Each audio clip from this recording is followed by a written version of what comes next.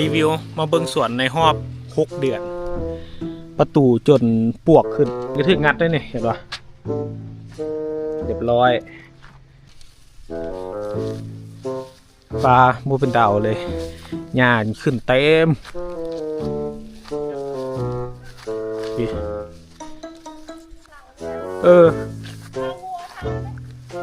งัวกระลักเข้าทั้งงัวทั้งแบะหญ้าบุกสูงคุณเห็นปะจนซ้ำหลังคาคุณหญ้าคักหลาย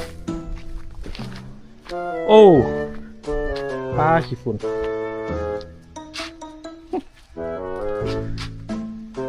นี่ข้างหน้าเห็นไหมเต็ม5-6 เดือนอันนี้หญ้าอันนี้ก็อิสราเอลเป็นสูงซ้ำมันหลังคาแล้วนะ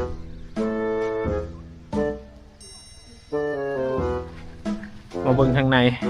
ประตูนี่ก็ถึงงัดได้เนี่ยเห็นป่ะเรียบร้อยแตกแล้วหนึ่งมากับเห็นเปิดถึงที่เลยนี่ห้อยเขางัดทุกทางในบ่เหลืออย่างจะยางทวิตมีล้อขนเครื่องอย่างกับเสีย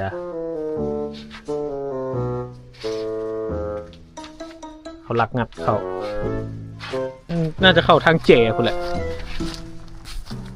โอ้อันนี้ก็หญ้าขึ้นเต็มเมิดเซตัดทั้งเทิงเลยนี่ตัดทั้งเทิงก่อน